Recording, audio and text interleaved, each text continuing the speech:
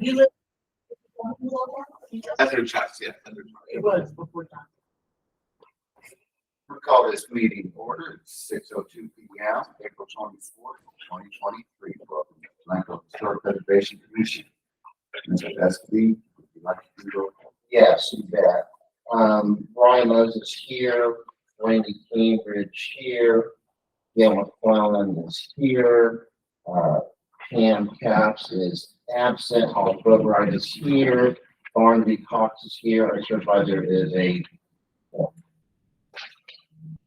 Thank you, Mr. Escovy. All right. We don't have any announcements coming from the commission, do we? We have other future business. Any public comments tonight? Do you have anything to say? No. We'll move on to new business. Item number 1, discussion of new application for the Historic Preservation Commission.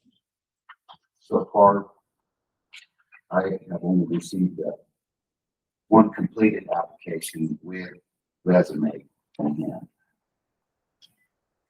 Patty, I believe, has filled out her application, and we're waiting a resume. I have to do a resume yet. I'm going to introduce her. This is Patty Haas, and Patty's grandmother is Aunt Sibby. My Aunt Sibby that ran the telephone office, and I lived here. And so Patty is coming home. She's agreed to be on. And he has a lot of historical documents.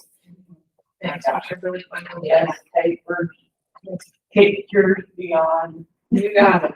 If it's out there, you got it. Done something, yes, I am. We welcome you, and thank you for completing the application. Hopefully, we'll get you on the connection eventually. That's we also had some more interest that would like to be on the commission, but they are even further, they're far outside the boundaries of what's acceptable to be a commissioner. But they do want to look into future volunteering and helping out with the commission, and that's kind of where one of our other items on the agenda will come up here in a few minutes. Who was the applicant that you did receive all of the documentation?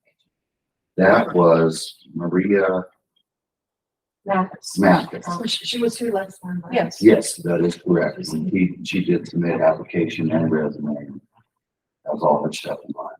She's on the list. As far as I can tell, it looked like she would be a good asset.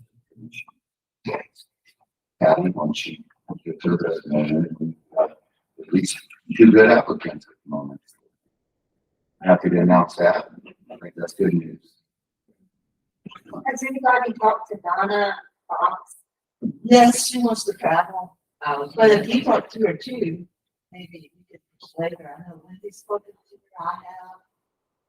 She's holding out, but she'd be in really good company with you because between the two of you, you have all of Blanco's history. Yeah, I'm just kind of. You're probably related too, huh? Yeah, we are. At least I know we are. We are. Yeah. I'm not related to Patty, to Donna. All of them are cousins too. I'm related to everybody. Yeah, it seems that way. Okay, moving on to new business. Item number 2, I have been asked to, at the next city council meeting, deliver the BHPC annual report for the commission. Just wanted to let everybody know that, and try to highlight everybody's hard work in that annual report. Appreciate it. Anybody has anything they want to add to that annual report before it's delivered, please go ahead. Happy to add anybody's thoughts, ideas. Other than that, that will happen at the next council meeting. I believe that has schedule on that could change because I heard it talk about the council meeting after the election possibly. But, Yeah, the next regularly scheduled council meeting, which won't be regular, so being May 9th is going to be May 16th. Okay, so that to avoid having takes 5 or 6 days after new member or council member canvas. So instead of having a meeting on the 9th with the full members. We're just gonna have it on the 16th. Okay. Thank you, sir, for that. All right. We'll move on to, I don't believe there's any action needs to be taken on the annual report other than one commend y'all's hard work. Moving on to item number 3, new business, consideration, discussion, and take possible action on formation of a possible membership committee.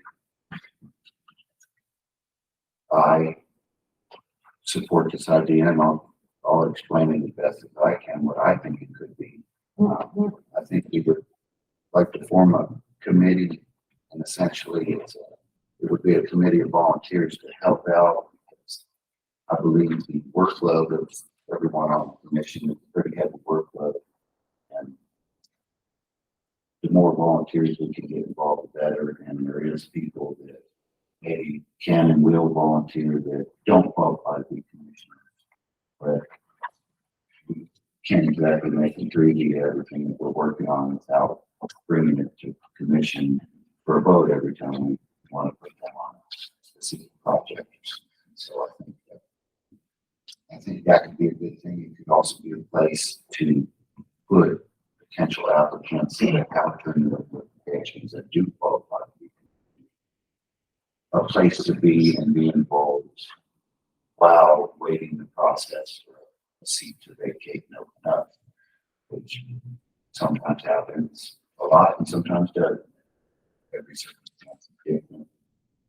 Obviously, we don't have a humongous list of dotting in line at the same time that you have applicants. And currently at the moment, right now, we don't have open seats, so, but it'd be nice to put an official role together with those people so that they can help us complete some of the projects that we're working on. It's hard for just us to complete as a group. Brad, do you have anything you'd like to add? Did you do a meeting? I'm not following along with you at all, are you? So I think that we must have done another agenda. What I what have. happened to the agenda is Wendy put in her recommendations and the agenda did not get completely updated by Lori. And some of the stuff that was on here was redundant. We had already spoke about deal with. The agenda that went out had a discussion and take possible action on the vice chair. We're not going to do that tonight. That's not an issue that everybody is prepared to deal with. So, That's not- yes, I'm not sure what you have in front of you, but I there don't may have, be I some don't have one differences. I don't have one that's like this. Okay. Did you bring us any? No, ma'am. No, ma'am. But essentially that was item number 3 was to consider and take a discussion on. We need to get me for our printer back there and then we can always print it. If you want to talk about the membership. Yes, any of your ideas? Okay.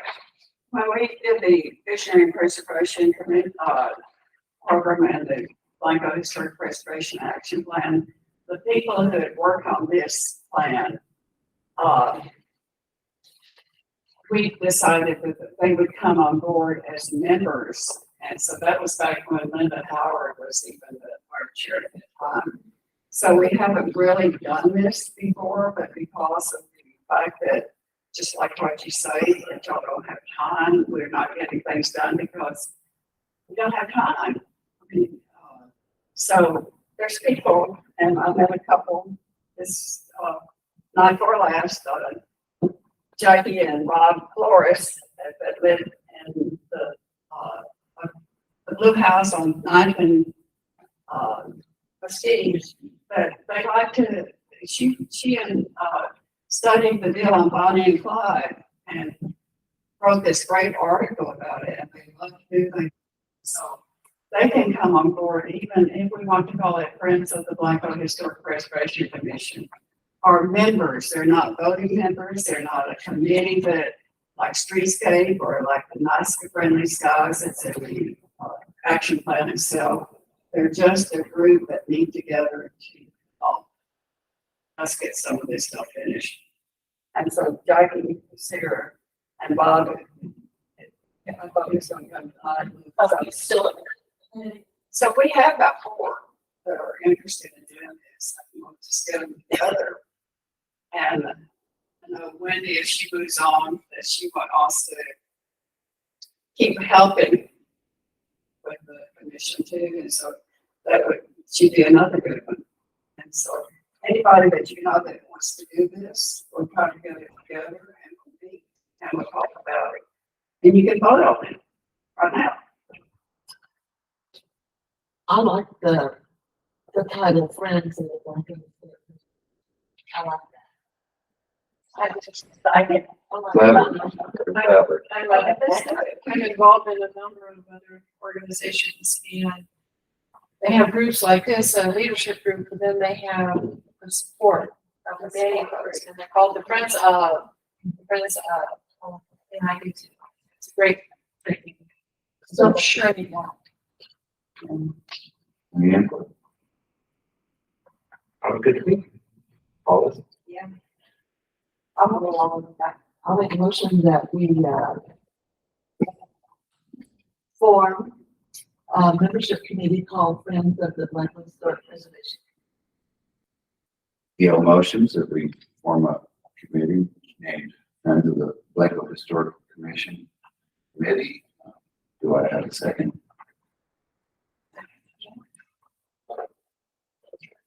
Commissioner Cox seconds the motion. Any further discussion? All in favor? That motion passes unanimously. Good job, Ed. Okay. We're gonna move on to old business.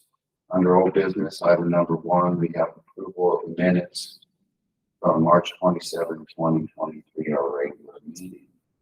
Everybody have a chance to review the minutes. Okay. Do I have a motion? I make a motion to approve the March 24th, 2023 minutes. All those motions to approve the minutes from March 27, 2023. Do I have a second? Dale seconds it.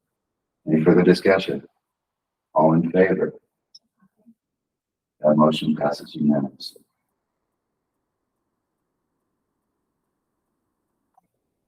Okay, now we have some discussion related to current projects. This is kind of somewhat ties in with the Friends of the Blackwood Historic Preservation Commission. Banners. I have not accomplished anything with the banners. But the good news is I've accomplished, I've recruited our previous HBO, Mr. Rudy Nino, who is very accustomed to what it takes to communicate with PEC and get the job done. I've asked him to help deal with them in that process. And once again, what that would do is once the banners are hung, we have a 1-year period that they're allowed to be removed again. Hopefully by then, our streetscape committee will have a plan in place with possible new lamp posts. That could be a new location for those banners. But until then, we'd like to see our new banners hanging up the location they're at. One thing is because I'm asking somebody that's outside the commission to do some work for us, which is official business, I have to seek their approval for it. You have to vote on it. So I am seeking for somebody to make a motion to approve to allow Revenue to get that project to get our banners on for it. I make a motion, we allow the email to do just. Second motion. Wendy motions that we allow Ruby Nino to steer the project and get our banners hung downtown. Five seconds it. But all in favor? That passes unanimously. Yes. Okay. Moving on up. Item B. Discover historic Blanco trifold map for the courthouse handouts. Wendy, you know those deals. Yes, sir. This is our first draft. I want to give it to, I don't have an electronic version to give to you. But I want to give this all to you for you to look at it because there are some things that we probably need to change. But this is currently that where we're at, it will be on white, shiny paper like the original was. If we wanted to do it in color, as the other original was, this one, that would be a pretty dramatic upcharge, unless we didn't go with the glossy paper, and then it would not be an upcharge. So I'm just telling you that. Everything is in blue on this, but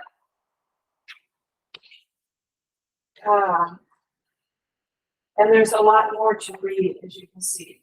The other one was just, one side was the words and the other side was the map. We've added a few locations, and the map will be up here with the guide and or the table of contents kind of thing. She's put pictures right here to fill in the space. They don't have to be there, but they are, and we can choose the pictures that go there.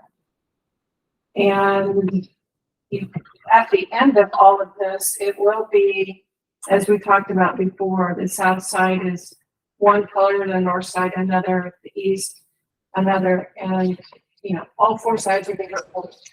These words would be different colors. This should be all green. These will be all red, so they can follow the dots on the map itself. And that is where we're at. This is her first draft. We can change the font. We can do a lot of things. And really, I probably need to meet with one or two of you or a group of friends to decide what it is we want to do, unless you have specific requests of it. But I wish I could give you more. She only gave me one. I'm not quite sure how to process that. This was what I thought the front should look like with the courthouse and the description. I kind of like this font better than this font. But you see, there's going to be so many selections. We can just go bunkers, and then this will take years to do. But if we just focus in on it, I think we could get it done probably in a month. But she has all the information, all the research has been done, all the information documented. Now it's just formatting this the way we want. Any thoughts? Do you need a motion out of us on any of this tonight? Don't need a motion because we're not really making any decisions other than we need to get together to make decisions. Okay. Is there anyone here that wants to work on it? I would like to sit in with you, but I would trust you. But find the time. Me too. I agree with you on the font, but yeah, I think it is. So One Mark, thing I would comment about it is, I'm a carpenter. I always have dirty fingers, so I like the shiny paper. And I think it's more lasting. Gives an impression that The white's okay. maybe somebody, maybe somebody will keep this in there. You never know. But- So that would be I like the cool. high quality. paper. Super cool. Okay, that's The just other my thing, thought. okay, and the other thing she said, I said, oh, I don't like the edges. She could make it to look like an old newspaper on the edges, which I thought would be pretty cool. And it's bringing in our golden blue from Blanco's colors. So that's the one thing I was really trying to do is get our Blanco colors. Cool. I like that. So more question? We all meet to discuss this. Do we need to have an open meeting for that, or is it just like a group getting together and trying to make decisions on this? I think all you need is talk about that. I don't think you necessarily need. May still need to put out a notice of quorum. Yeah, notice a possible quorum is what we actually do. So it's not a meeting per se, but it'd be a notice that we give the council notice of possible. Okay, then we will do that. I will get with y'all. We'll pick a date and time. We probably meet here and come up with some decisions. All right, that's good. Thank you, guys. Thank you. No action necessary. We'll move on to item number C, 281 overlay. public comments have been posted That's- or passed on to the city council. Sorry, I was not working. Public comments have been passed on to the city council. I don't know if all of you have had a chance to put any comments together for the 281 overlay. What I have done is put my own personal comments and recommendations together, and I would like to just turn them into the 281 overlay committee as a whole, and that's, so I can give the gist of them, but I think it's everybody's individual input is better than just me trying to persuade you to back me up on, you know, I mean, I basically the gist of what I believe is, for the most part, all of the businesses, not all of the businesses, most of the businesses that are on the use table be permitted essentially in the historic district. And the one other thing is this were voted in by the city council. I asked that there would be some sort of an exemption in there to where when the rules do contradict, whether the our blanket design guidelines contradict the overlay, I would like the decision of what supersedes to be at the discretion of the historic commission. That's just a request moving forward if they vote this in. That's kind of the gist of my recommendation. I ask if anybody else has recommendations they'd like to make public here, or if you have recommendations or concerned thoughts, please document them and get them to the 281 overlay committee. Yes, I would like, I would think anything in the historic district should be permitted. And then we should, for now, and send that in, and then we could, update it in our UDC. Which essentially that's what we have to overlay the UDC and become a part of it. The chairman's going to provide his personal list of recommendations Sure. coming from you. Yeah, but I would, my request and recommendation from all of you would be that you document and make your own recommendations and make those available to the 281 overlay.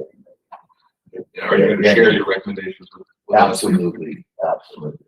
And that was essentially what I just overwent, and it kind of mirrors what she said, is I would like to make pretty much everything permitted in the historic district with business use, because I just call it exclusion minus a few things like a motor fuel facility.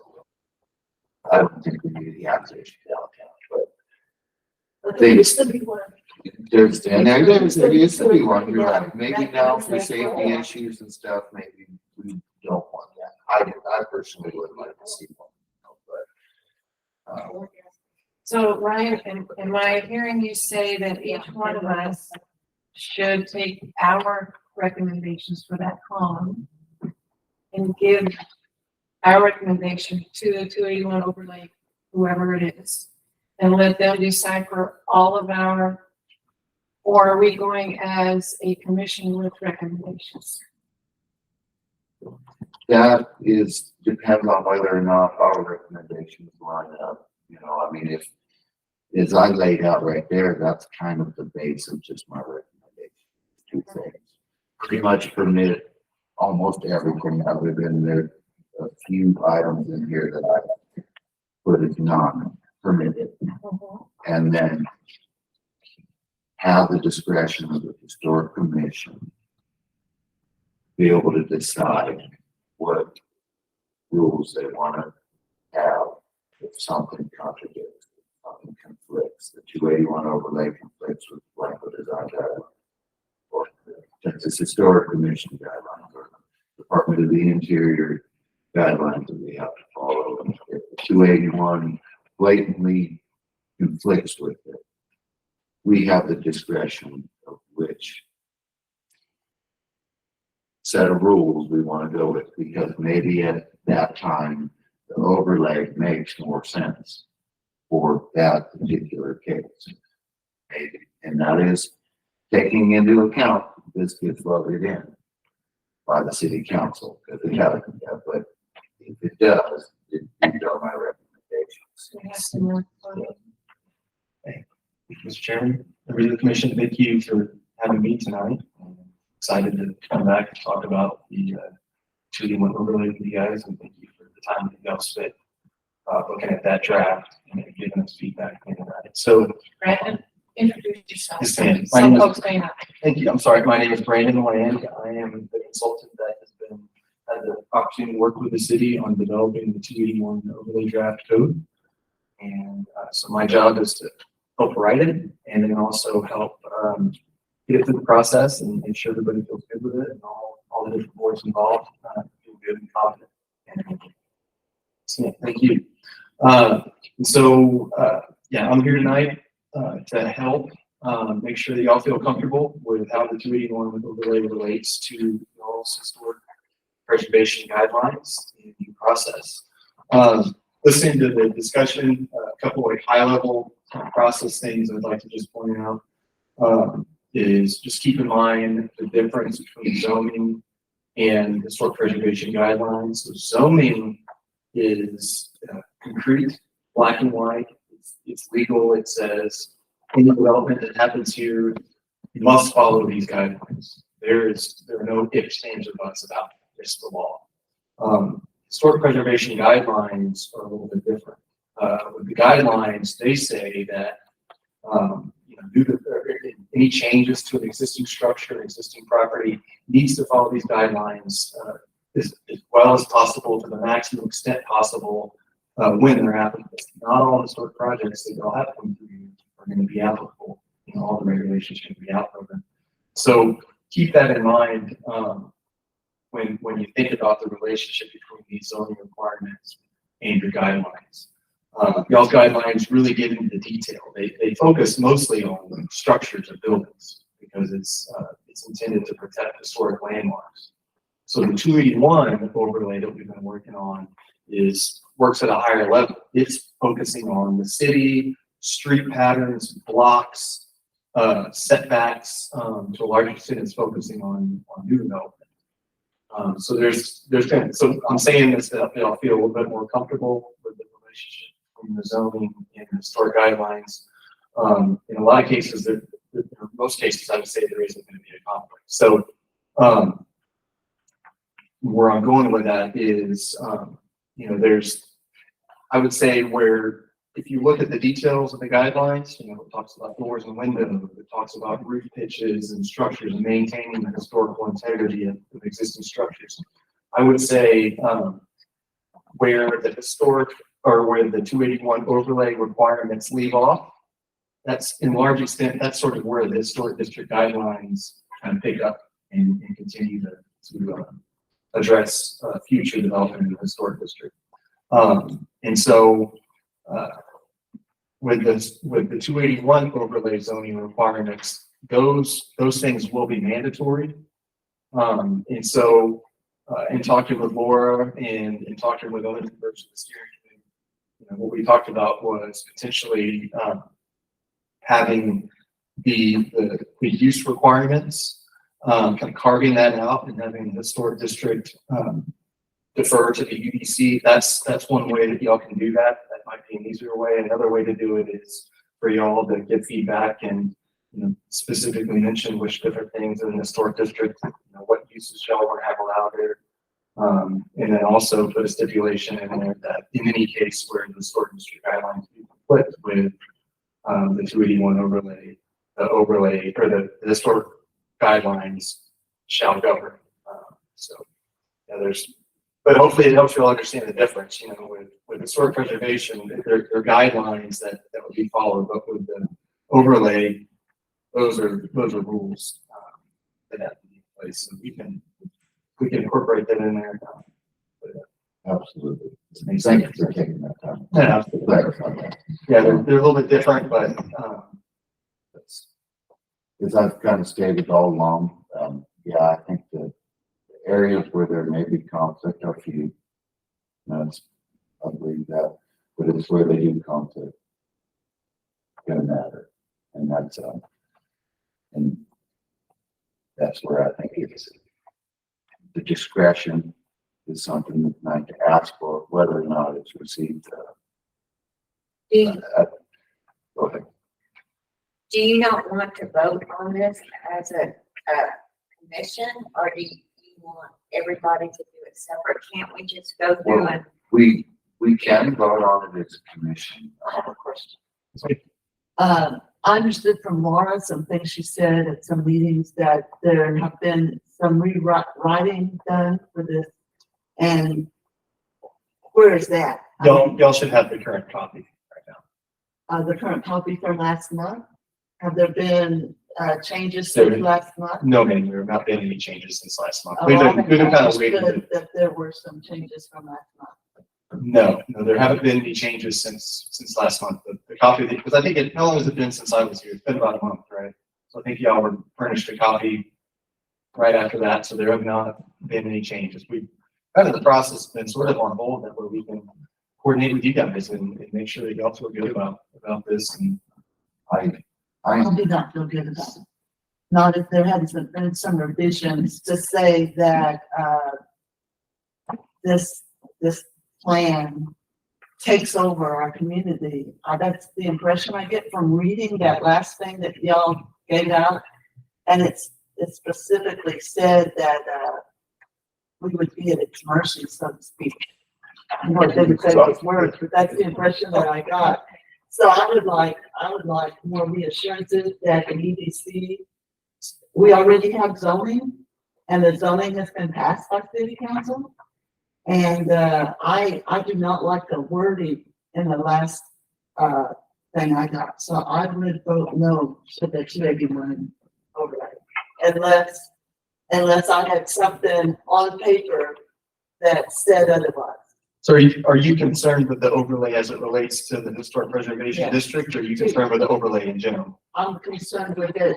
We're in the historical preservation committee right now. So that is my concern because it's part of the whole thing.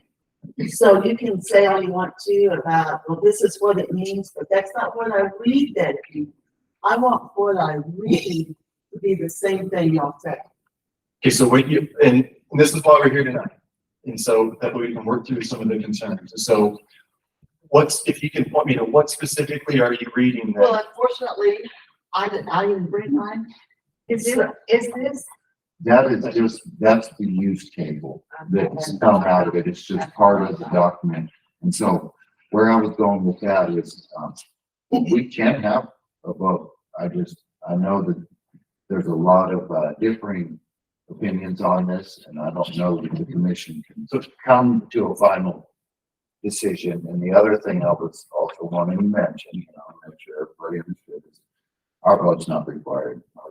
Well, evidently they want our They want our permission to move it approval. on. Yes, they're seeking our approval. But in what I read, the last one I read said that, the overlay would, just like you said, would be a rule, and our historical stuff would not matter because the overlay would supersede anything in the EDC. So, It said that in words. so, Take those words out and we're on that. So I would like to back way up to the high level. So in a city, you have several different layers of regulations that you have to go. That's what we call it a bureaucracy, right? You've got, you have subdivision requirements, which say that, you have to address water, sewer, all that kind of stuff. Then you have, zoning requirements. Zoning says, you can only do this here and it must be built to this requirement. Then you have permit requirements for like building code, that kind of stuff. And in some instances, in some cities and historic areas, you also have historic overlays. You have historic districts that are subject to additional regulations that are above and beyond the regular things that all areas have. All areas have zoning. All areas require a building permit. And zoning is typically a little bit more general. It deals with height, it deals with form, it deals with setback, it deals with the bones of a community. Does that make sense? It just deals with the basic elements of developing a piece of property. How many parking spaces? How many trees? Those types of things. But in historic preservation, when a community elects to define an area in their city and say, within this district, we're gonna have additional requirements for historic buildings, then there's an additional layer. So above, in addition to needing to comply with zoning, in addition to needing to comply with all the regular things, there's an additional commission that's created that people, say they're working on a historic house, they have to come to y'all. And so, and they have a set of criteria that guides them that says, in addition to all this other stuff, the zoning, the standard requirements, if you're replacing windows, or if you're putting a new roof on, or if you're painting the house, it needs to comply with these things. And prior to getting any kind of regular building permits or certificates of occupancy or any of that kind of stuff, they have to receive a certificate of appropriateness, which says they need to come to y'all, and y'all get to decide and make a subjective decision. Remember when I said zoning black and white? There is no subjective decision on whether or not you can have a big, noisy bar across the street. That's black and white. You can't do it. Or a bar in a neighborhood. That's black and white. You can't do it. But y'all have a subjective role where you look at what someone's proposing and you look at the guidelines. They're not regulations. They're guidelines. The difference between a regulation is law. A guideline is a supplemental guide for y'all and for developers to look at and for y'all to determine whether you think they've made their best effort at complying with that. So that's the difference between that's what y'all's role is. And that's what the city has done. Established a historic district and said, here are additional supplemental requirements. So the reason I'm saying that is that the 281 overlay is zoning. And it's black and white. People have to comply with that. But y'all's requirements are in addition to that. So there's the 281 overlay is not overriding you guys. It's not replacing them. It's not replacing the guidelines. Those guidelines are still there. They're not going anywhere. The only way that y'all can get replaced is if city council eliminated the historic district and eliminated the guidelines and eliminated y'all as a commission. So y'all as a commission, as a historic preservation commission, have always been supplemental. You've always been addition to the zoning that exists. There's a zoning out there that exists, and we generally understand that the guidelines that y'all follow and that people that are working on houses or making repairs, it's generally understood that there isn't really any conflict right now between the zoning that exists, that is the law that must be complied with, and y'all's guidelines, which are a guide for builders and for y'all in approving and providing certificates of appropriateness. So what the 281 overlay is doing is it's planning to replace the zoning that exists right now. It's not going to replace y'all. It's just going to replace the zoning. Which is even a bigger picture than the smaller levels. I'm sorry, when you create a rezoning study, that's about land use. Right. Now, there are, within the historic district itself, forget about the rest of the overlay as it expands outside of the historic district. Was there a need to change any of the rezoned lots in the historic district from what they were before the overlay? Because at the end of the day, your word, manager's word. So wouldn't it have been more simple? Just to grandfather the existing zoning into the new overlay and deconflict all of this with the historic district. Are there changes to existing zoning as we sit here now in the overlay, in the historic district? Yes. There are changes proposed, and That's what everybody's concerned about. Correct. You tell me if this place burns down, we may not be able to rebuild it. I mean, just. Wait, it would help if we went through some of the sections and compared what it's doing to what it has in the UDC. Yeah. Well, again, why not just forget the problem and grandfather, since this is the historic preservation. Why not just grandfather? That's exactly what I'm asking. And it would have been so simple before this study was commissioned to have decided that. A lot of work and effort, and a lot of people here that are history, and It's simple, just grandfather unless you have a problem with some of the existing zoning and the historic commission, then that's what we should be discussing. So you're bringing up great points. So two things. Number one, the purpose of the historic overlay was to develop zoning, which looks at the 281 corridor as one contiguous element and takes into place not just the historic district, but the portion of 281 that goes through the historic district. It treats the 281 corridor like it itself is a vital corridor to be developed as a contiguous unit. So that's the purpose of zoning, of the overlay. A lot of times zoning, you'll have a B2 zoning here and you'll have a B2 zoning on the other side of the city. They may have the same regulations, but they're totally different kind of places. So that's one of the downsides of just standard zoning. And that's one of the reasons why the city decided to do the overlay, is to look at 281 corridor as a whole, as a gateway into the city and as a major focal point of the city, and make sure that future development happens contiguously and appropriately to the way the city envisions the 281 corridor being. So that's why the historic district was included in it, because it is along this 281 corridor. Absolutely, it's gotta be included. No, I'm a town planner as well. So for me, it would have been simpler just to have grandfathered the existing zoning. And I understand it's gotta make sense from a town planning perspective. Everything has to agree from one to the next.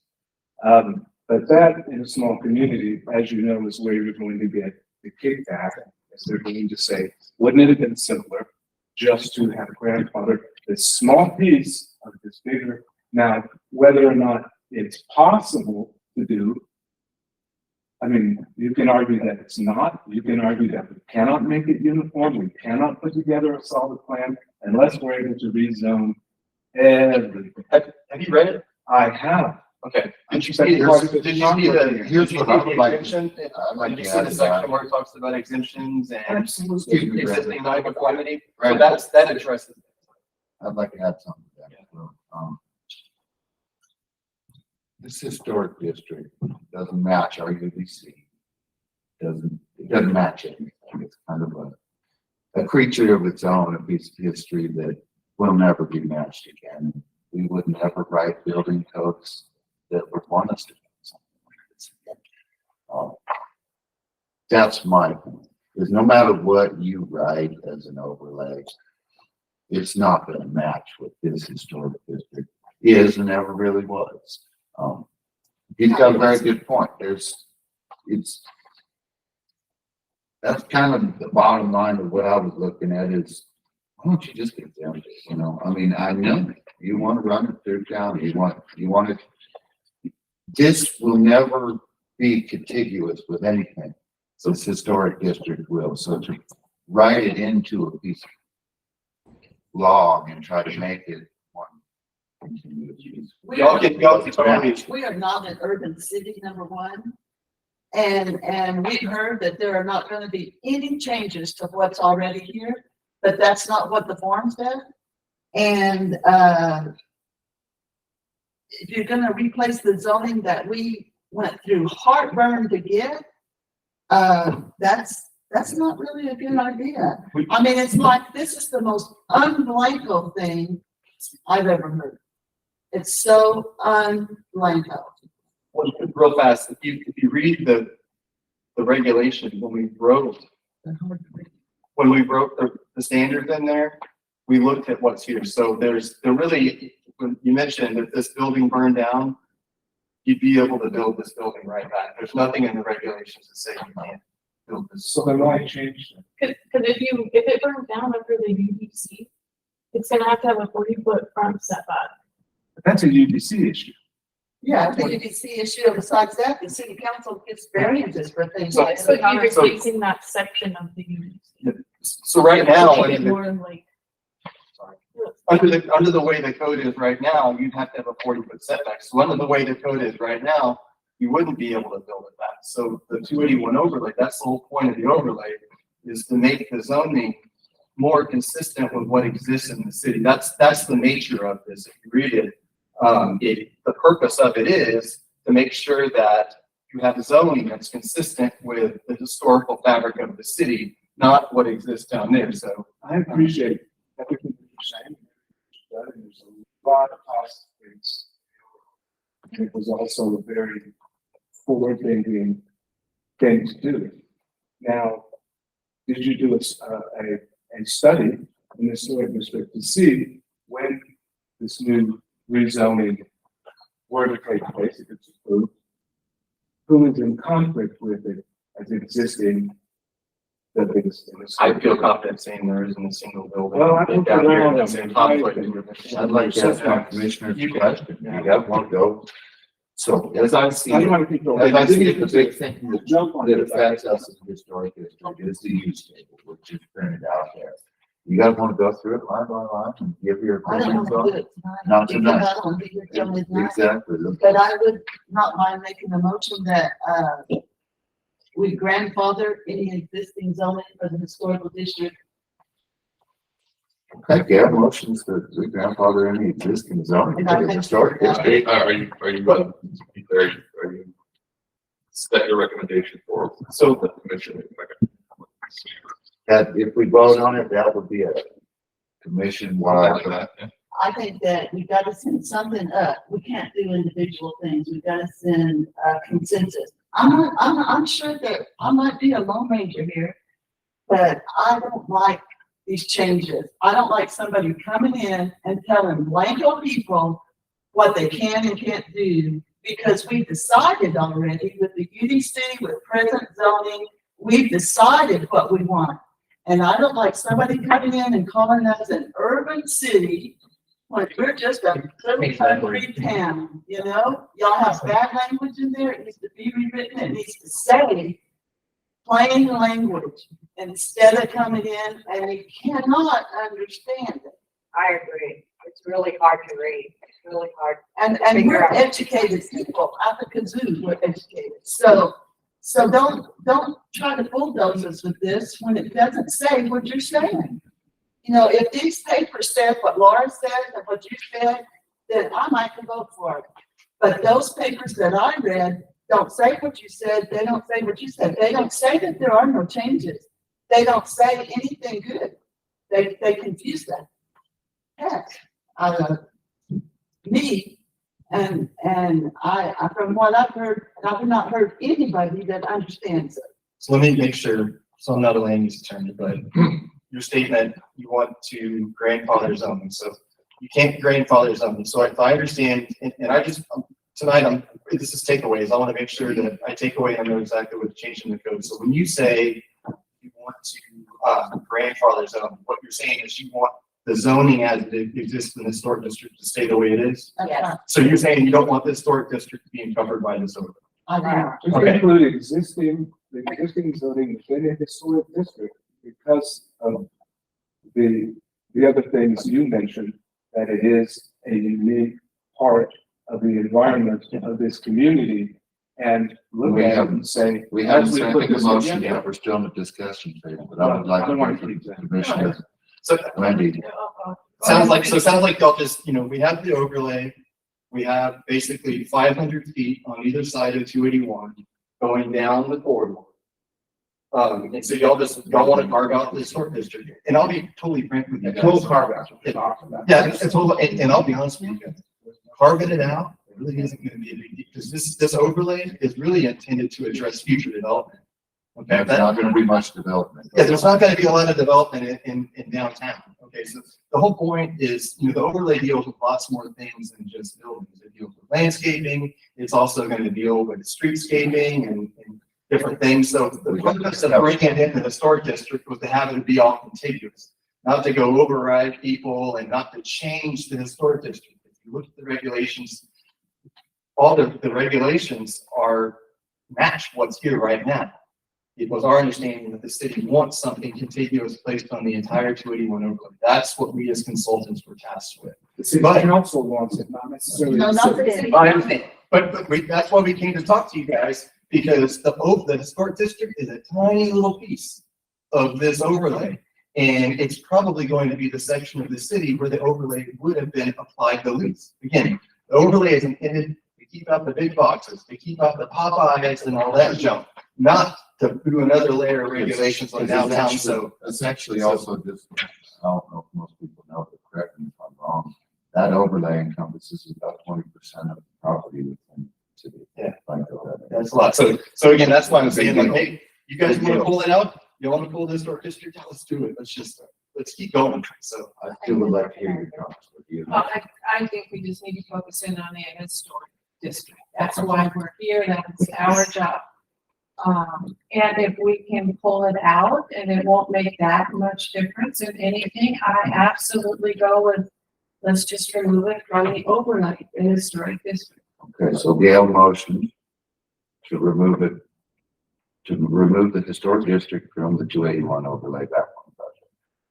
Or is it the exist? I just said the grandfather, the existing. Grandfather. well, The- in land use law, grandfathering zoning doesn't make a lot of sense. So you either just take this out to where this doesn't apply to the historic district and just leave the zoning the way it is, and hopefully it'll be. You would like to motion that the background overlay does not apply to the historic district. The existing. And then we keep our existing. Okay. Do I have a second? I say. All the seconds have. Any further discussion? Folks? All in favor? Aye. Motion passes unanimous. All right. Thank you. Thank you. Hey, absolutely. Okay. Thank y'all. Thank you.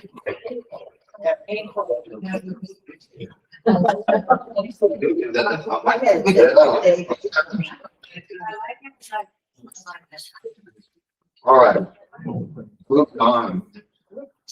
Item number D, or letter D, I'm sorry. 281, the leaf route task force. Town hall meeting response. We got a 281 task force town hall meeting. We did have it. We did. When you speak to that. Yes, Well, you please. were there as well. Yes, but But I. Love to hear your comments. It was a good turnout. That, the second floor of the courthouse was full, just so y'all know. And people asked a lot of questions. Jonelle Hawes was there, Kenneth Welch, is his name, was there, and he's the engineer guy. So it was really, really good to see so many people there that have a concern about what's going on and what's happening. In regards to historic things, Jonelle is uncovering all kinds of fun information. And I've been working with her almost daily. We're talking, so it's really fun to do that. But she's found that there may have been a underground railroad for slaves and others trying to get out of Texas to Mexico, and they would have come through Blanco. And there are stories of that. There are stories about tunnels in Blanco.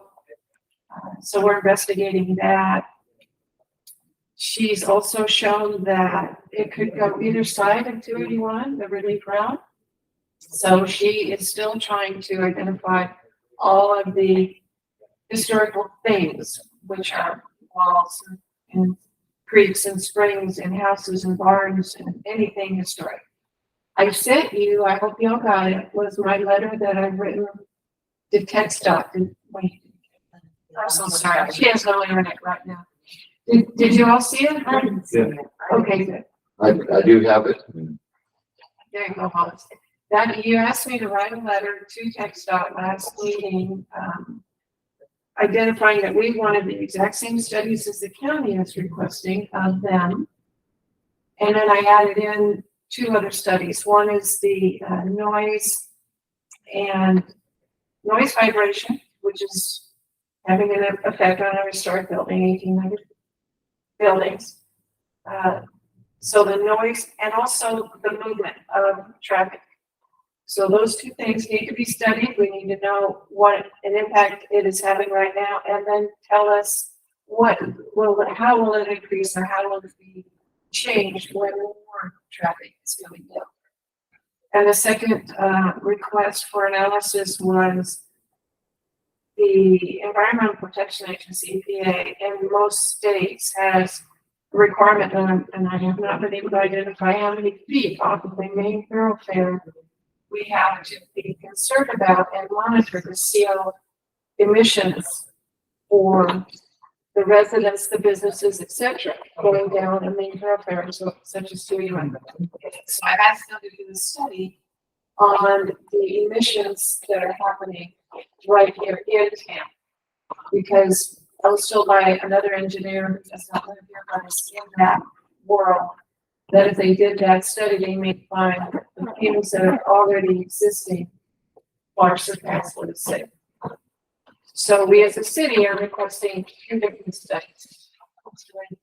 And if you've read the letter, the city has approved the letter, and they have sent it to their attorney, and I'm assuming he's approved the letter. I had heard from you, I think so. And the other one you mentioned was that the community area engineer, Joe Monk, who's actually there. So, and he'll want to meet with council after the new one. Great. I mean, that's just great. And we're getting a lot of names, a lot of folks. This letter will go directly to Mr. I want to say it right, Mark, Joseph Mark, with text up, but it will also go to all of the governmental folks that we've been working, all folks in the government. So they all see what we're communicating to next time. That's, everybody needs to be on the same page. That's it, right?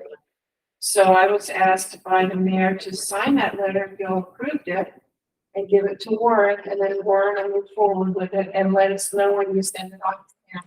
Yes, and then whoever else you want, sent to, just, note it below or send me an email. I will send you an email. I want this to be sent to the whole thousand. Perfect. I wrote the letter, so I'm gonna sign it, is that okay? Absolutely. That's on the secretary. I do have something to add to that, on the possible tunnels and underground railroad. I, lived here a few years. I do have, some stories, and witnesses that have, admitted to being in tunnels that travel from underneath the courthouse to other buildings over here. I have not confirmed the story, nor have I seen them with my own eyes. As far as I know, most of the access points were sealed up at some time in the past. I am trying to investigate and find out access points. Part of the problem is that first-hand witnesses that I know that have been in there were many years ago trespassing at the time.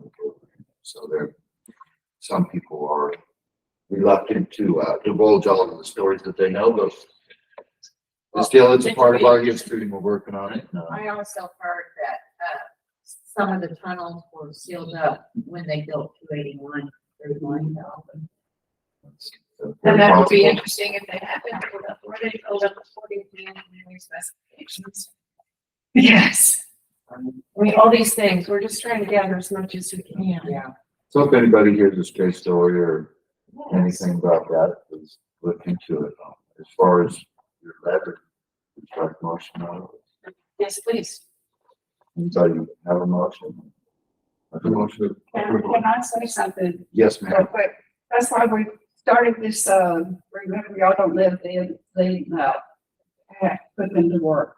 Oh, we will. Absolutely. Absolutely. And so Jackie's And we- over here, you connect with them. Don't- We appreciate I your guess we interest need to and get your their names and willingness. telephone numbers. Thank you. Yes, we need to get everybody's contacts exchanged, because the more the merrier. There's a lot to research, a lot to find out. You motion to that. Commissioner Cox motion to approve the letter that Wendy has written to TxDOT. Do I have a second? I second. All a second. All in favor? That motion passes unanimously. Thank you, Wendy. Appreciate your hard work. It's a natural. It's a natural, Yeah. projects on hold. Let's see, let's go back to that. Historical markers and placards. Commissioner Cox and Commissioner Moses are supposed to be working on this. Honestly, I have not accomplished anything on that in this last month. I don't believe that Commissioner Cox, have you had any chance to work on development? Okay. So, no news and, no motion necessary on that. May I suggest that that would be part of our trends, Absolutely. as well as the research for the 281, because that's been on our agenda for 3 years. Yep. Nothing's happened. And we need to get some markers out there. We need to recognize these places. So when people come through, they can read about, oh, that building was so and so.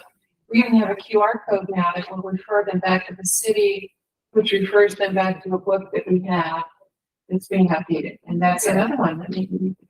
Yeah. So there's lots of projects within our group. And we just are so excited to have somebody. So that'll be a neat project for somebody with some graphic skills, because it will be our own personal city given placards that recognize the historic designation, which is also something that's much easier to achieve beyond a state or a national historic designation. So it's kind of something that's homegrown in our own little project. So it might be something fun to work on. And that sounds, I'm all for letting friends work on that project. Gateway. We need more specific information regarding the 281 relief route. Okay, that makes sense. A big part of the reason we don't have gateway signs already is that we don't even know where the relief route's going. Do you ever have a contractor put in a bid on this? Well, we did have a really fresh contract. Well, at least there's somebody out there who's willing to build on their decision. And so, no action necessary on that. Portrait of Blanco. Okay, that's me. You know, I have all the information in there. And my daughter-in-law was trying to help me line everything up because I got it all out of whack. And then, her computer went out. So I'm having to reload it and send it back over to her. It's exciting though that you've got everything you want. Yeah, I've got, I think we have about 100 pages. Whoa, nice. Yeah. And that QR code that will also be on this map. We have a QR code, refers back to that portrait of Blanco. Okay. That's right. Thank you, Lois. We're working on that. Sure. Do you need any additional help on that from the fans? Well, unless your computer. I'm not. There is some folks out there that maybe willing to help. Red is a computer geek. Well, I know Maria's quite good at it. And Maria is as well. She's out there. She's not here tonight. We have more interest and more abilities now with friends, so that's a good thing. Okay. Thank you, Hollis, for working on that project. Sure. Thank you for the update. Next item, the inventory and survey. That is something that I am currently working on. I did look at the old surveys and doing a little walking around town lately. So I'm trying to take some inventory. Yeah, I'm trying to take a little inventory of some of the possible new historic properties that are out there that did not qualify the last time the inventory was done, but may now. So that is a work in progress. I had also made contact with the state representative that report is due to. Let them know that we'll work on it and we'll get it to them as soon as possible. So that may be something that I may need a little help from the friends of the commission on as well, but I will, for the moment, continue working on that. I'm beating the streets, guys. Have you looked up at the ones we have at the library? Have you gone through those books at the library? You haven't even looked at the inventory yet?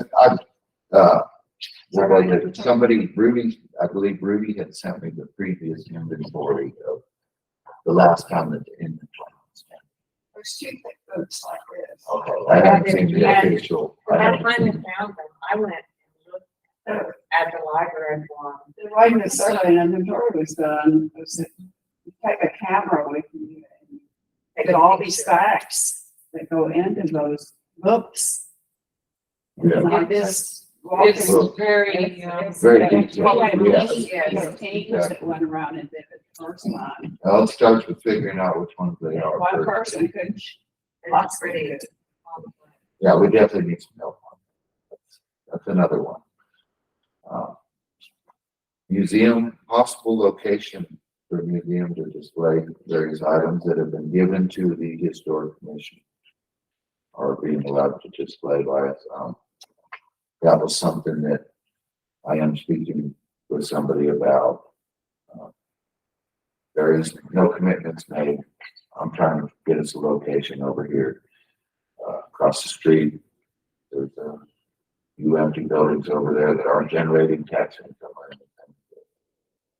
We're trying to get a small area that we may be allowed to display some items at the museum until a later date if they decide to open up business. That's what I'm working on, but I'm also open to any suggestions if anybody comes up with a thought for a possible small local museum. I don't think anything needs to be, no action needs to be taken on that, unless anybody else has any comment. Moving on to old business, item number 3. Mr. Warren asked to be signage and UDCs for businesses. Let's see, requesting a report on the violation reported by Villaging Coomser at the meeting on 7/25/2022. The locations Bianco, Hill Country Wine and Bar. Have we addressed any of the sign issues? What is it? The windows are completely covered up. So that hasn't been resolved yet, because all the situation with the alley, so that's resolved now. We're resolved. We are working. What's resolved? What part is resolved? The alley, Discretion. right, the alley Well, basically. why can't we just go in there and tell them to take that stuff off the window? I mean, that's been going on for how many months? You know, that's a few years now, right? It's been a couple of years. Yes. But they need to take that stuff off the window. I agree. I'll get it. I know, but it's past time. It needs to be done. Can I ask you what happened to our code? Do we have a code enforcement officer anymore? Well, the answer is no, we don't. We don't, We don't anymore. because that's covered by enforcement. Right, we covered by, I get it. would be And the one next door to it's covered by enforcement too. But we have had our local police department stop by and check on some building permits.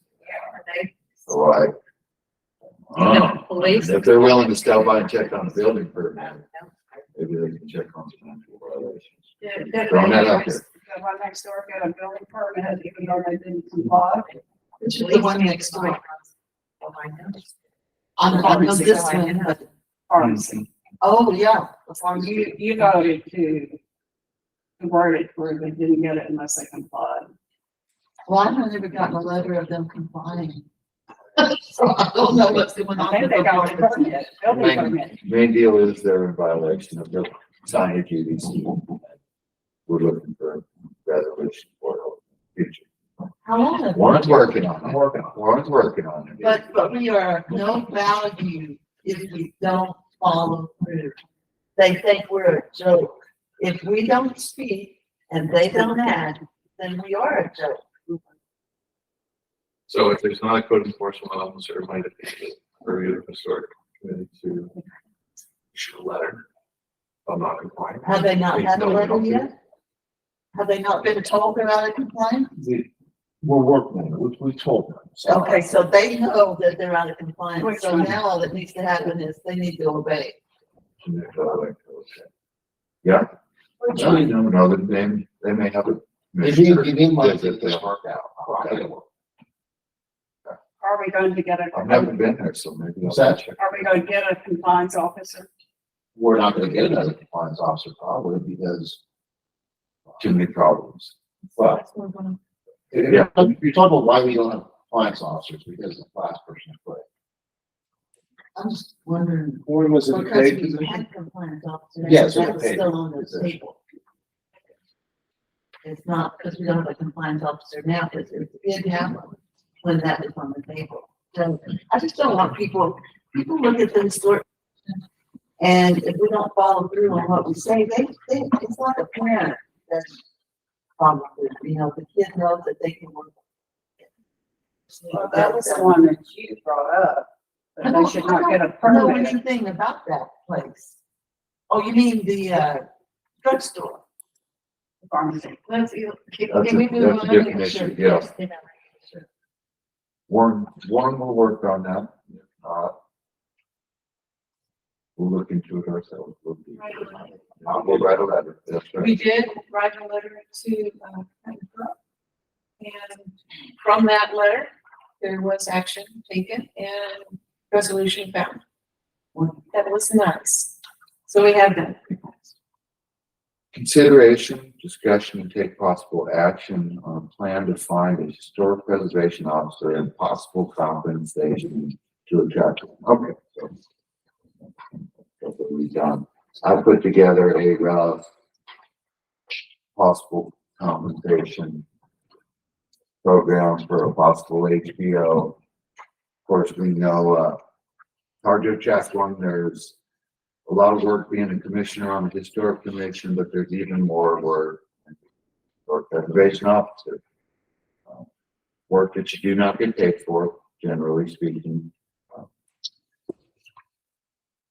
I would like to put the compensation program together for them. These are my suggestions. It's just kind of an overlay on what might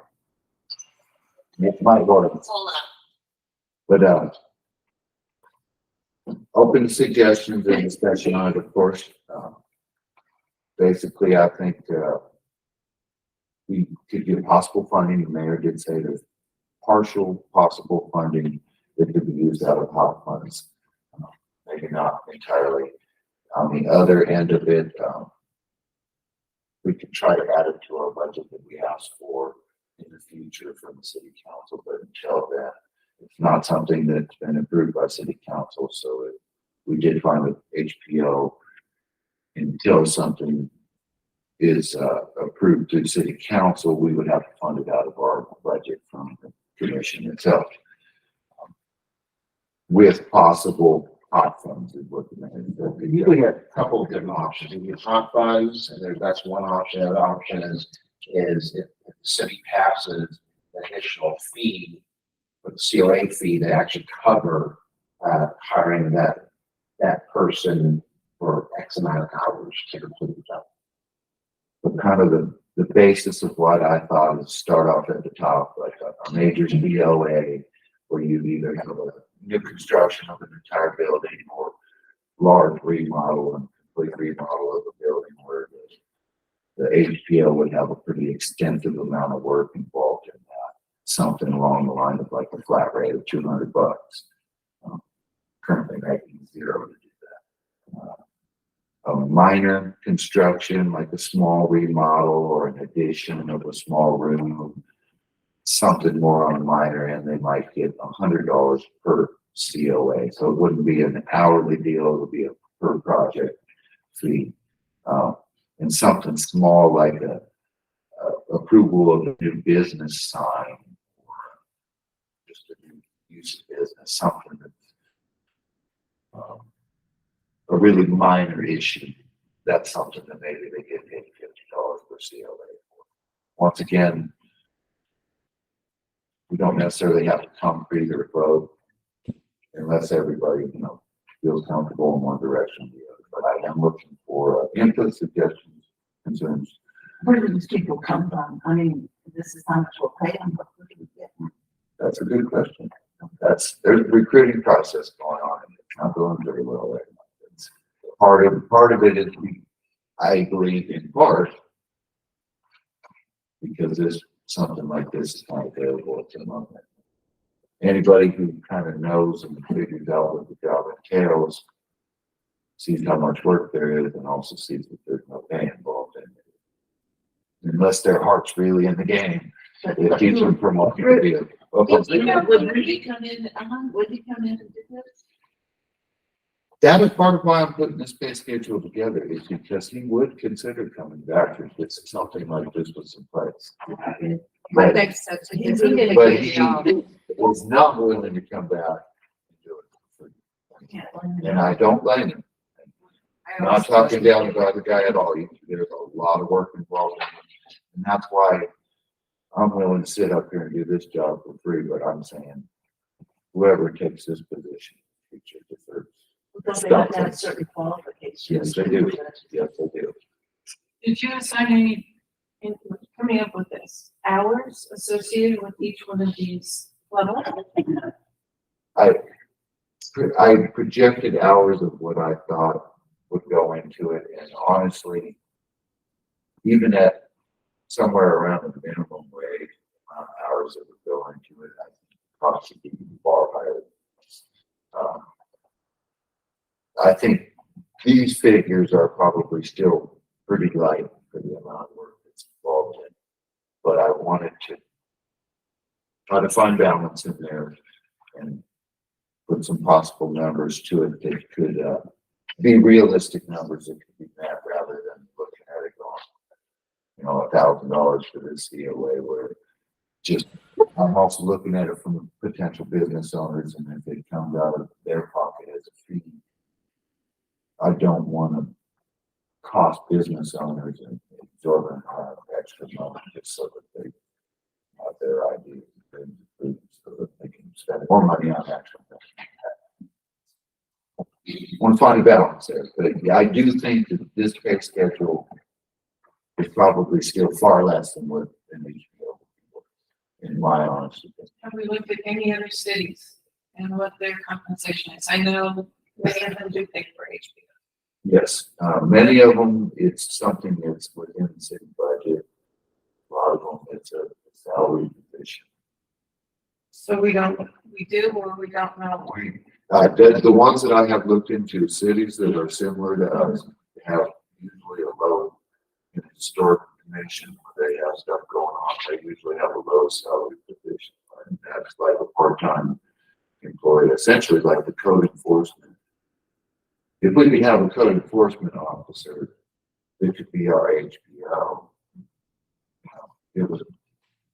It would make sense, but our city budget, looking at it as a realistic deal, we don't have the fund in our city budget to fund having an HBO on salary. And we don't have enough certificate appropriatenesses come in every year to warrant having a full-time or even a part-time employee to do it. But the COAs can come in, in flurries. We might get 5 in a day, but that might be the only 5 for the whole year. So that's why I want to try to put it on a per project basis. But I wanted to attract somebody to the job, but I don't want it to be such a large amount of money that we're creating debt for our city in some way. I want to be realistic. I would say if you have someone qualified to do this, because I come from that one, 4 hours would probably work for this major. If they really sat down for 4 hours, they could easily pull up all the information. And then you got a $200 bill at $50 an hour. I think that's a reasonable thing. If they take more than 4 hours, that's the way they do the research. But I think, in my opinion, these are reasonable prices. My only request is that we make sure the HPO is qualified as per the UBC. Absolutely. I agree. Absolutely. So based on that, I think the motion, we approve this pay scale with the condition that the HPO meets the qualifications identified in the UBC. Wendy motions that we approve this pay scale for a possible HBO with the condition that the HBO, whoever is selected, is qualified under the condition of the UBC. Do I have a second? All the seconds the motion. Any further discussion? All in favor? That passes unanimously. Thank you, everyone. So Ryan, what do you estimate you can need yearly or something like, say, $1,000? And we'll see. Because I think we've only had about 5 giveaways in that year. We can have the council meeting on Wednesday, about hot funding, and I'll talk to the mayor about putting something together for y'all. Thank you. Thank you, Warren. Appreciate it. All right. Moving on to item number 5, consideration, discussion, and take possible action on the complaint letter to TxDOT in regards to sidewalk and road construction at Ford's and Pecan. Okay. That's something I'm kind of pushing for here, so I know I generally like to take an item, throw it out on the table, and then go to tackle like piranhas this time. I'm gonna pass one down just in case you have it. This one that. This is, yes, that's one that Barnaby sent, okay. This is a complaint letter, not a nice letter like, Wendy offered in order to ask him for, the study.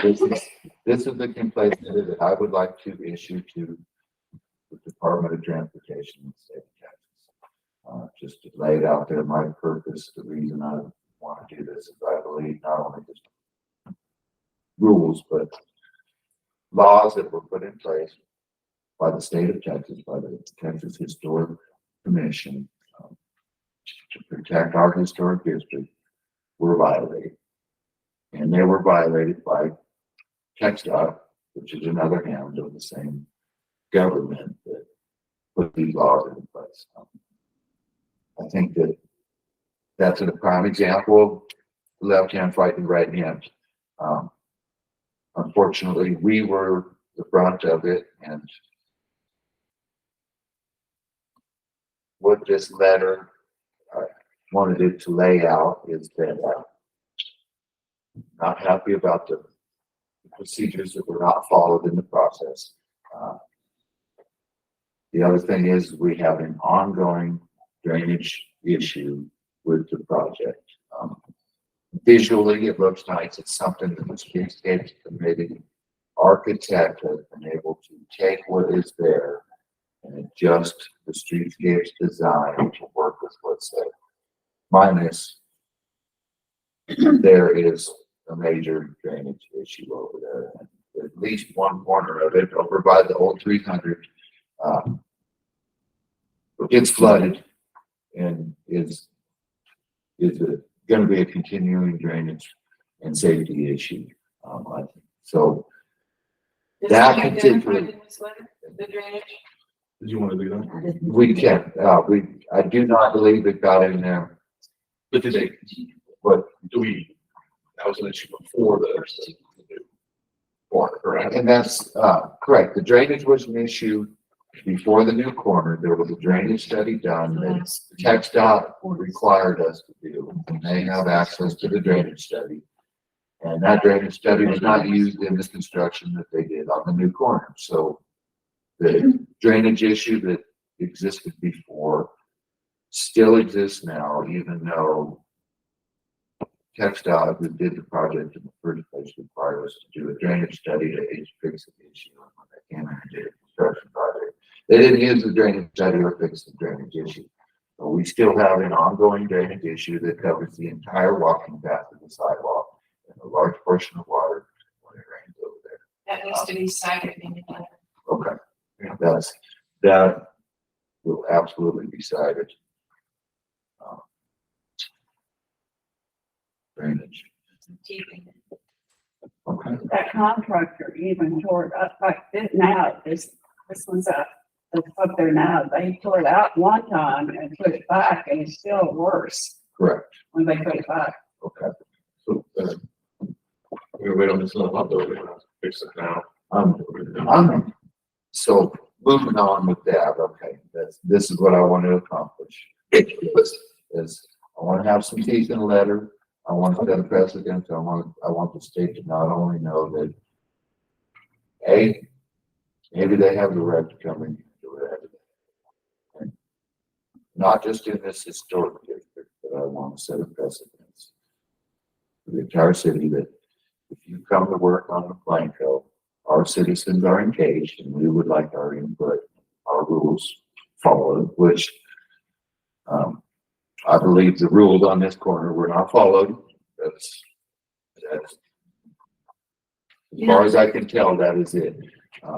Here's what I'm asking for the commission on this, is if we do a possible conditional approval on this with any suggestions or changes that you have, yes, the drainage does need to be mentioned in there. That was something that became evident more recently since we've actually gotten some rain. We didn't realize it was such a drainage issue still until we had something that needed to be done off. I have a suggestion. Yes, ma'am. You know what a letter writer Wendy is? I suggest that you add that, stuff about the drainage and the lake. And then she's a professional, let her change around.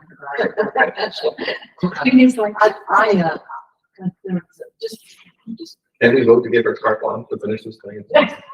Can we vote on it? Throw it under the bus. I believe that we could. I mean- I mean, that's honestly, yes, we can conditionally approve it. But here's also the other thing, that here's what I'm also looking to accomplish with this. I will come right out and say this is our city council and whoever it is moving forward, mayor and city, have ongoing relations that we have to have with TxDOT dealing with the possible relief route and the expansion. I do not want our city council or any of the other elected representatives to have to play bad cop in this situation. We need them to be able to be in good relations with TxDOT moving forward so that our ideas as a community are accepted and hopefully worked with when it comes to other projects dealing with TxDOT. But that's where I was. You saw the corn. Yeah, that's where I'm going to be the bad guy and do I not get approval here on this letter? I will still be issuing the letter to TxDOT. It may just, it would have only been coming from Mr. Ryan Moses, but I'm seeking approval from you guys now. I do like the idea of letting Wendy take what we have with the additions of adding in the drainage issue in there and essentially. Well, if I wrote something, I would want her to fix it. Yes. Okay, so we can vote to let you fix the letter and we can choose to sign it or not. We don't have to vote on that. Correct. Right, so you move it that you write the letter, fix the letter, and then we all decide if we want to sign it. If you don't approve of it, you don't sign it. But we probably won't Well, do that before the next month. Yes, absolutely. I think time is So essential. can she email it to us and we email our, Is that yes or no back to her? Since that's worry that you're saying. No, this is just us. We don't want the city. So Wendy's gonna take this letter, edit it, re-author it, not, essentially keep the same thing of what it said, plus add a drainage issue. Thing is, if you cannot reply all, so for Okay. example, if Gail, you send something, Harvey, you send something, other members, Pam, everybody sends stuff to Wendy and she can send it to Ryan, but you can't do a reply all and you can't CC everybody. Yes. To be all separate. Right, that'd be a meeting. We're gonna all get together for this project, and you're gonna put up a possible quorum?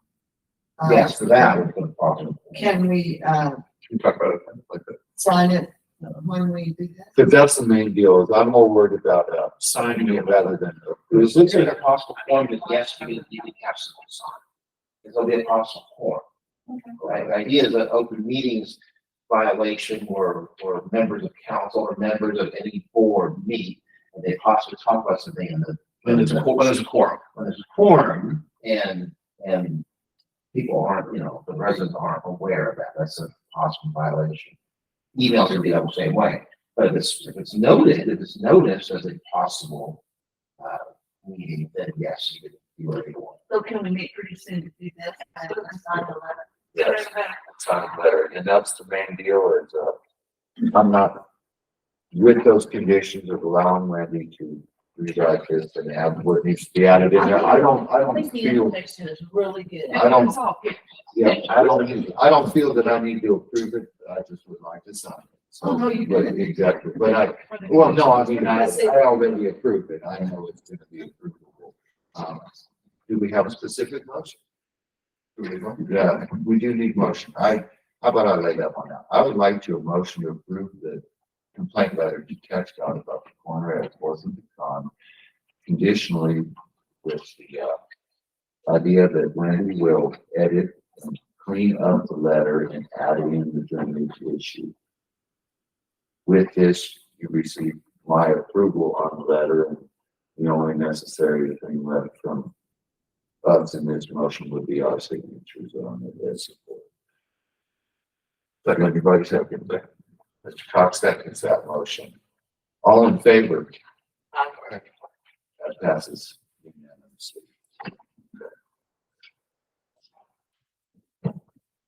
Let's see, this thing we already kind of discussed, to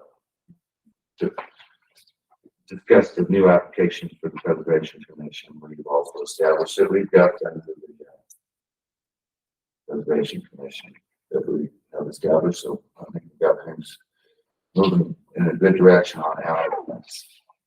Ryan, are you going to, as chairman, and work with these folks and bring them together and kind of come up with some ideas? Yes, ma'am, and I would like to, for the meeting, so to make sure they all have my contacts. And,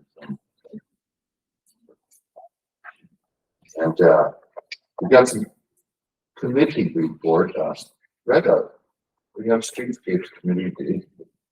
Oh, that's your back, okay, well, I'll give the streetscape. We have a meeting coming up for streetscapes here where, or Jonathan, on the exact date, but it's coming up here at the beginning of May, where the, our architect from Design on Streetscapes Committee will be presenting us with, final design renderings and stuff on the, streetscapes design for the downtown area here.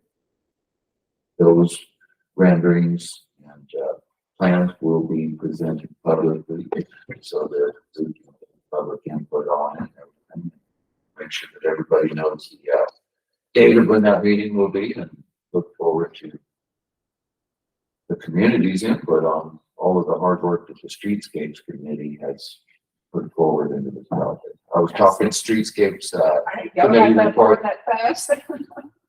And, do you have anything that you would like to add to just a, Streetscapes Committee report? No, except that everybody needs to come be there Yeah, on the 6th, on the 8th at 6 o'clock. okay. May 8th, 6 o'clock. She will, yeah, she will uncover, she'll unveil her renderings. And I'm excited from what I've seen on the renderings. Very neat. A lot of hard work went into it. I can't take credit for any of it, but I get to take part in, helping As soon as unveil. this is done and it gets to a place of implementation. And then also to move forward to the second phase, which will be Third Street, with the rock wall, with the town creek in the back. That is part of the historic district and it will be part of our streetscape project. And so fundraising is always a part of this. We're not through yet. What we have now is what we're gonna have to start over since we're ready for the do Third Street. And we'll have to have fundraising, and in the meantime, we're also going to be looking for money for the implementation of the first phase. So there's a lot of work to be done.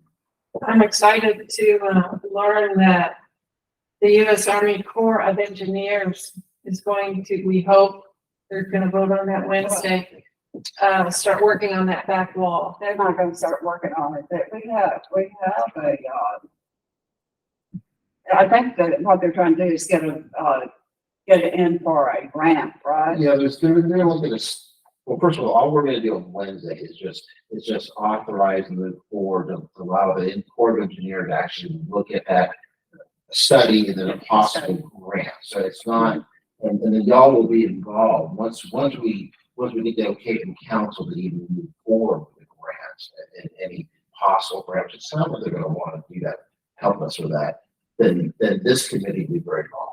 This is a Which is a great deal. streetscape, there's a name of the committee of this. Because that rock wall is definitely And that's so an it's- issue, and there's some damage going on them. The And buildings over there. the commission itself is the one that did the, letter of demolition by neglect about that rock wall falling down and demanded that we get an engineer in the first place. So we have an engineer that has done the study already, who has a plan. Suzanne Pinkerton would come in with the sidewalk and everything else in her plan, and that's what the engineer has said. It's not set yet of Corps of Engineers or anything, because this is a plan that's already been going on in the historic district. They're gonna come in and evaluate the engineering that's been done. So I'm really confused. So your engineer has a plan to fix it. So Yes, these people are yes. coming in to make another plan? Yeah, like, just like stuff what's happened with their plan, yeah. I believe they're gonna evaluate work. Are they gonna look plan at that it? Yeah, they're gonna exists. look at it. First of all, we don't have, let's be honest, we don't have the money to fix it. The city does have, there's so many things we have to do. So if we want the Corps' money, we're gonna have to let them review both the existing plan, which we have, I've read a couple times, which is good, but then also they're gonna want their own people to look at it. So, you know, it's It's part of the process. It's part of the process, yeah. But the bottom line is they're where we're seeking the funding from. That's where we're trying to get the funding. People have been hijacked so many times by. Well, it seems to me like if the city is willing to go this far and we can get a grant by them looking at it, and then your plan is in their hands, if we can get it done without having to raise money, Oh, that might be a Yeah. good thing. it would still be our plan, but. Would still be your We will work with the Corps of Engineers too. Be a part And of we it. still want the approval of the historic and of. It will still be our plan. Just to get it fixed. Yes. Sounds good. So, May, yeah, just in case anybody wants to be there. One last thing before we adjourn. A little word here. I'd like to read a letter that was submitted by Commissioner Wendy. And, to my fellow commissioners, City of Blanco and friends, what an honor it has been to serve your commission on Blanco Historic Preservation Commission. If my term expires, I will be leaving the commission, not its purpose. Over the last 3 years, I've grown in my knowledge of Blanco's colorful and deep history. With every story, my appreciation for the pioneers who invested their lives into the city has grown, as well as the people and families of our town. I hope you will allow me to continue my involvement in specific projects in an effort to support your extremely important mission to protect and preserve our historic Blanco.